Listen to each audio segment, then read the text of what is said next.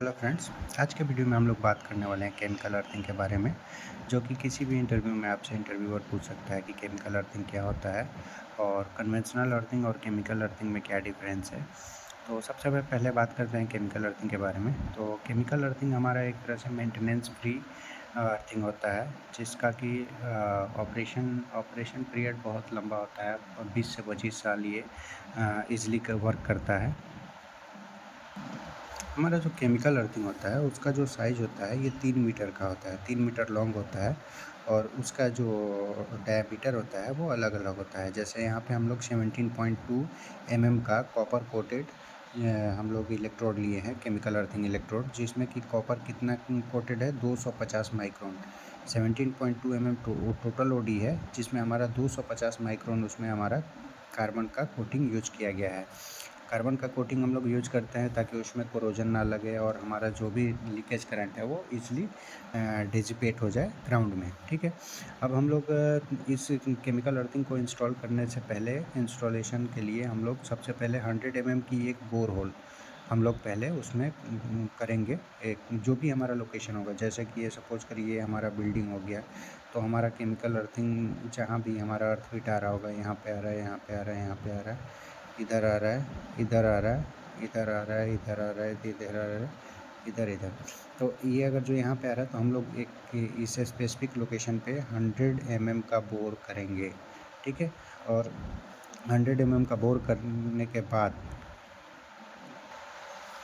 ठीक है, उसके बाद हम लोग जैसे कि अगर जो हमारा सॉइल का कंडीशन नॉर्मल है, सॉइल रजिस्टिविटी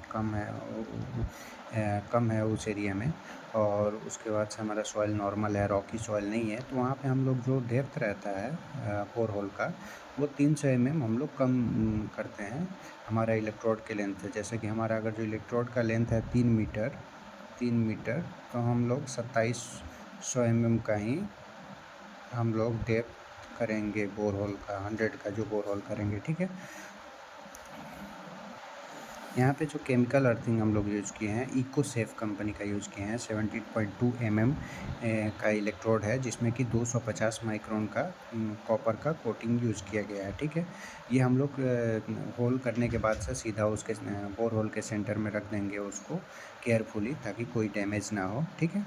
उसके बाद से हम लोग जो बैकफिल कंपाउंड है, बैकफिल कंपाउंड को आधे इस बोर होल में आधा बोरी बैकफिल कंपाउंड डाल देंगे और उसमें हम लोग 5 से 6 लीटर हम लोग पानी डालेंगे, ठीक है।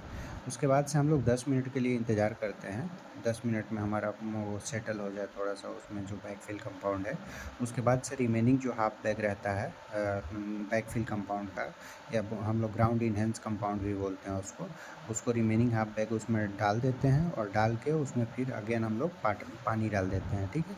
उसके बाद से फिर हम लोग उसको 2 से 3 दिन के लिए उसको वैसे ही छोड़ देते हैं, ताकि उसमें सॉइल जो है कंसोलिडेट हो जाए और अपना ईज़िली वहाँ पे फिक्स हो जाए। जैसा कि देख सकते हैं, pour water again and allow the soil to consolidate, ठीक है। उसके बाद से हम लोग उसके ऊपर क्लैंप फिक्स करते हैं। जो हमारा केमिकल अर्थिंग के ऊपर वाला जो पॉइंट रहता है उसमें हम लोग क्लैंप फिक्स करते हैं, ठीक है। और उसी क्लैंप से हम लोग प्रॉपर जो भी हमारा इक्विपमेंट को अर्थिंग करना होगा वहाँ से हम लोग अर्थिंग करेंगे। इसमें ध्यान रखना रहता है कि 2 से 3 दिन तक उस इलेक्ट्रोड को टच नहीं करना है, 2 से 3 दिन तक उसको वैसे ही छोड़ देना है ज़मीन में, ठीक है। उसके बाद से हमारा जो ये इलेक्ट्रोड रहेगा, केमिकल अर्थिंग का इलेक्ट्रोड रहेगा, उसकी रजिस्टिविटी जो होती है 1 ओम से कम रहनी चाहिए, ठीक है। और हमारा जो अर्थ फिट रहता है वो 1000 हमारी जो बिल्डिंग है, ये जो बिल्डिंग है, जैसा कि मैंने दिखाया आपको, ये बिल्डिंग से ये जो डिस्टेंस रहना चाहिए अर्थ फिट का, ये 1000 रहना चाहिए, 1000 ठीक है।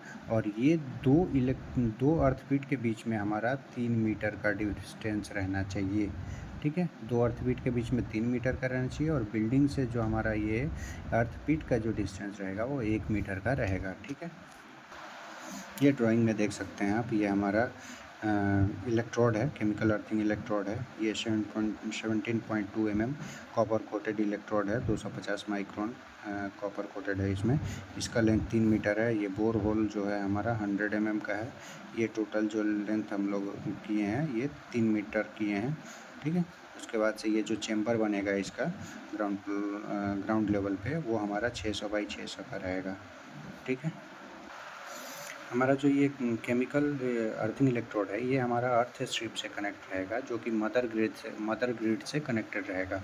अर्थ स्ट्रिप में हमारा जो रहता है मेनली 3 तरह का जॉइंट हम लोग यूज करते हैं। एक तो लैप जॉइंट होता है। लैप जॉइंट में ये जो हमारा स्ट्रिप के ऊपर स्ट्रिप करके हम लोग वेल्डिंग करते हैं, तो ये जो डिस्टेंस रहेगा ये 150 mm का हम लोग लैप करके ही उसमें वेल्डिंग करते हैं। ठीक है। और हमारे ये टी जॉइंट होता है। टी जॉइंट में जब भी हम लोग टी जॉइंट कर रहे हो तो वहाँ पे नट बोल्ट जो भी यूज़ कर रहे हैं उसमें स्प्रिंग और फ्लैट दोनों वाशर यूज करना है। अब जैसा कि हम लोग 50 × 10 mm का 2 स्ट्रिप, अगर जो 2 रन स्ट्रिप डाल रहे हैं तो एक और एक दो रन डाल रहे हैं, तो इसमें 2 रन में इन दोनों के बीच का डिस्टेंस 100 mm रहना चाहिए। ठीक है। अगर जो दो डिफरेंट मटेरियल हम लोग, दो डिफरेंट स्ट्रिप अगर जो हम लोग कनेक्ट कर रहे हैं आपस में, तो वहाँ पे हम लोग पाई मेटेलिक प्लेट ज़रूर कनेक्ट होना चाहिए। जैसे कि जीआई का और कॉपर का दो डिफरेंट हम लोग स्ट्रिप कनेक्ट कर रहे हैं, तो उसमें यहाँ पे बाई मेटेलिक प्लेट ज़रूर यूज होना चाहिए। और जहाँ भी हम लोग वेल्डिंग किए हैं वहाँ पे बाइटुमेन रिच्ड पेंट ज़रूर लगाना है। ठीक है। और हम लोग बेसिकली इसमें एक्ज़ोथर्मिक वेल्डिंग ही प्रीफर करते हैं।